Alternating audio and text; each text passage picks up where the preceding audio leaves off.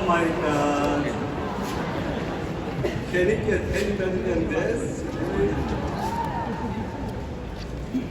Oh, thank you. Thank you, President Owen. Member of the board, faculty and staff, families and friends,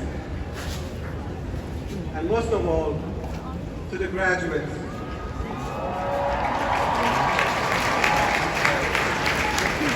Let me be first to say, congratulations to the Northeastern class of 2022.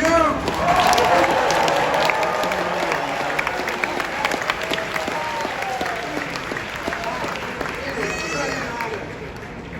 such an honor to be here today.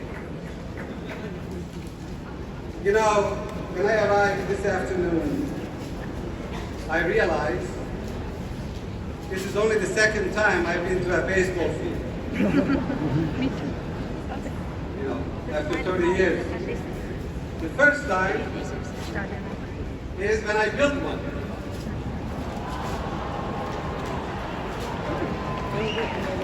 A true story. When I started Giovanni in this little town, South Edmiston, upstate New York, I realized that children in that town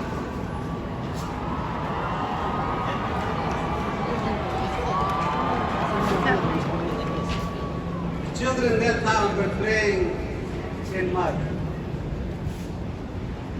And Cooperstown is not too far from that town, and I seen that people come from all over the world, all over the country, play in a baseball field. And I thought I wanted to build one as good as the one in Cooperstown. The one that has the scoreboards, lights, a place the families can come and watch their little kids to play. And the first money we made with Giovanni, that's exactly what we did. And I chose the first pitch.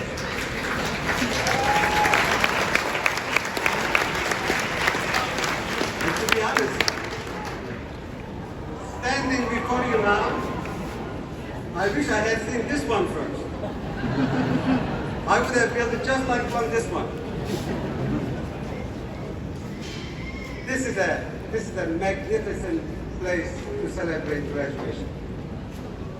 You know, I was thinking what to say. I look at some of the examples. I see some speakers have a list of 10 things for graduates to remember. And I tried to make my list, and I come with two. One of them was eat Giovanni.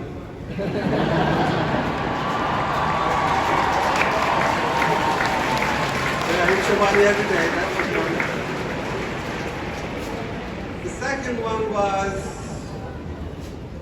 be nice to your mom.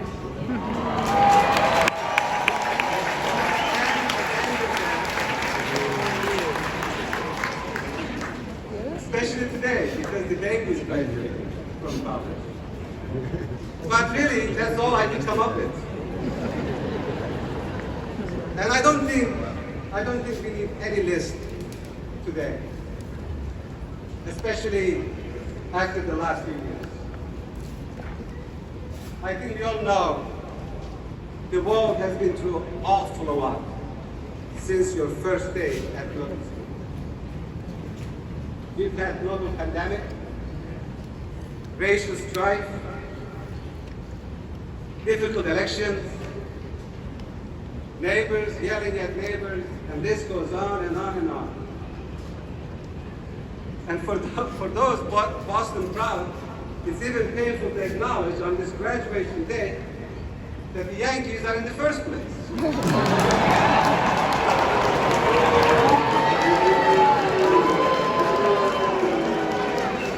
Put that aside. Graduates, as you go through life, there are going to be a lot of things about the world and society that makes you extremely uncomfortable or even angry. There are two things you can do about it. You can avoid it, You can ignore it, or you can work to change it. My hope for all of you today that you work to change it.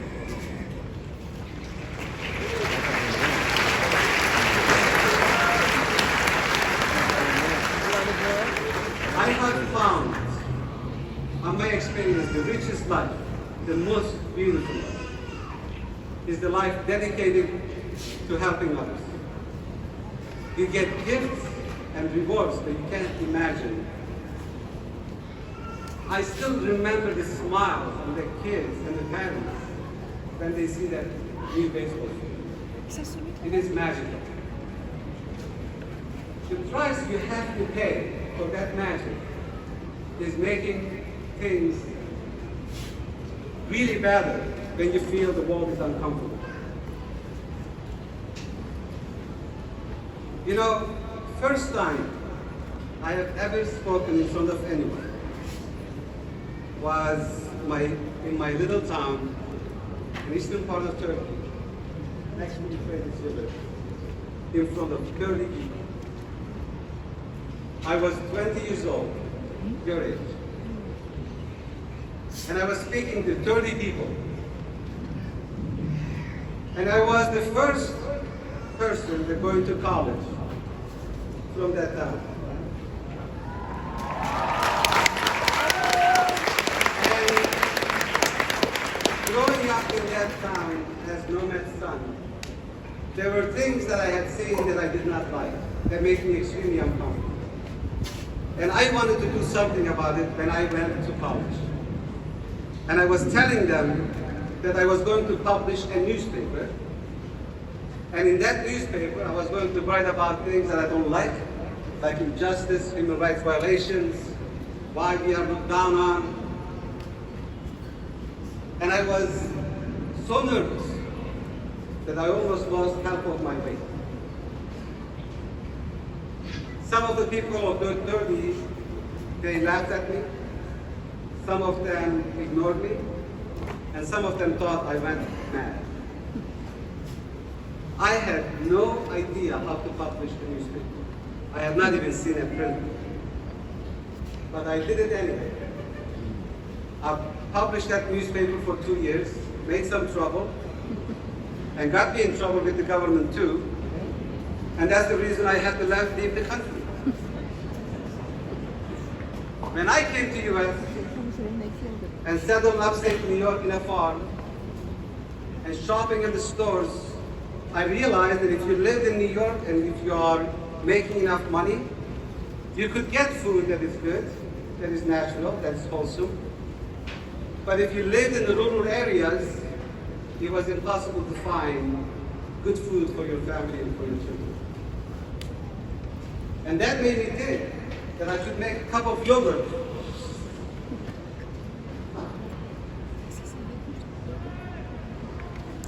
that is wholesome, that is available for all.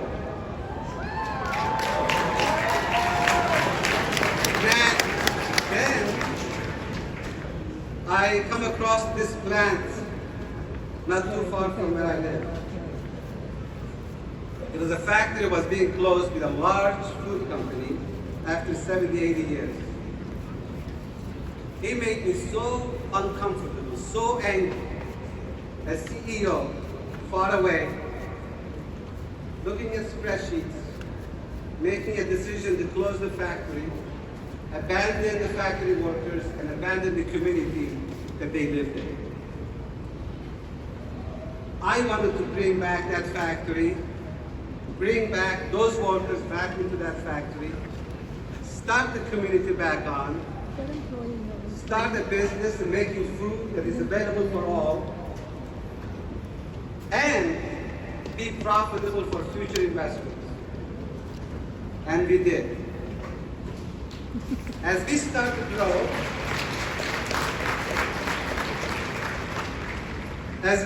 grow, hire everyone that we could, I realized an hour away, there was a community where refugees were settled, and they were having a hard time, for some reason, to find jobs. I said, let's hire them. Some of the people said, well, don't hire refugees. If you do, definitely don't talk about it. Chobani will be get boycotted. You might lose everything you've been working for. I said, if I am going to lose everything, I'm going to speak the truth. That's what we did. We hired few refugees, and then we hired more, and we hired more. And guess what? Today we are the leading brand, if not number one, yogurt in America. And we have hundreds of refugees and immigrants working in our factories in New York, in upstate New York, and in Iowa.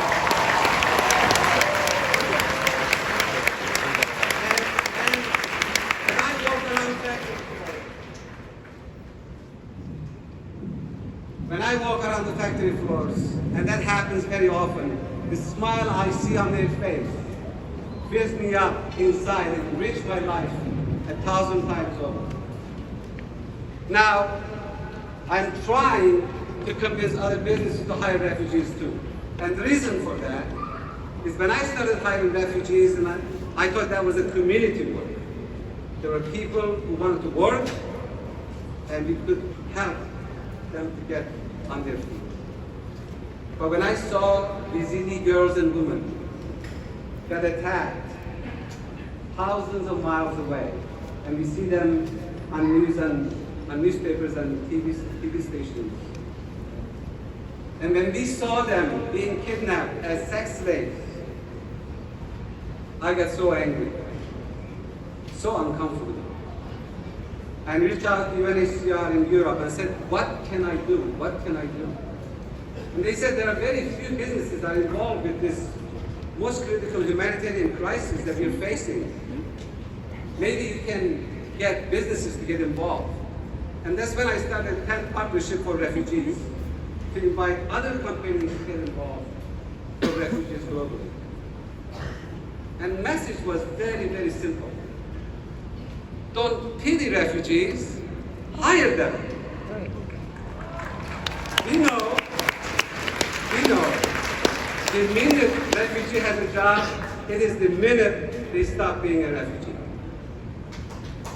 During our first year, we had few companies join, but we never gave up. Keep calling them, keep trying to convince them that this was the most essential thing to do, and it's good for business, it's good for community. Today, 10th Partnership includes more than 220 companies announced to hire and train refugees wherever they are globally.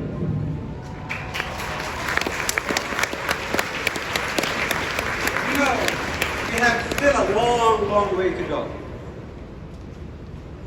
President Aoun and other speakers said, what is happening with the war in Ukraine right now? I was there this past April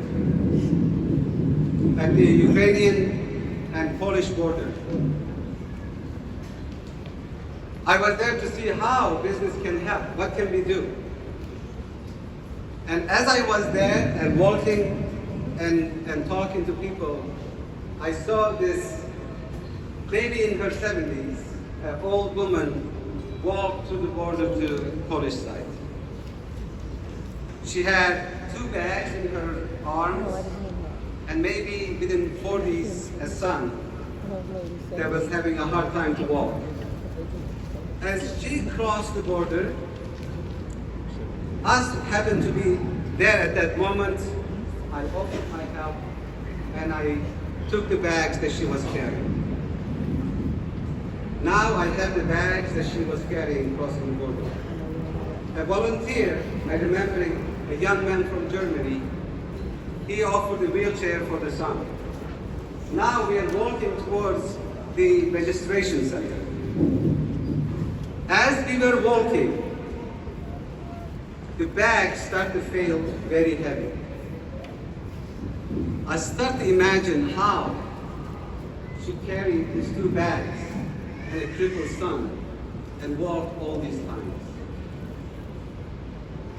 But I also imagine the weight on her shoulder emotionally how heavy that would be, not knowing where you're going, what to expect.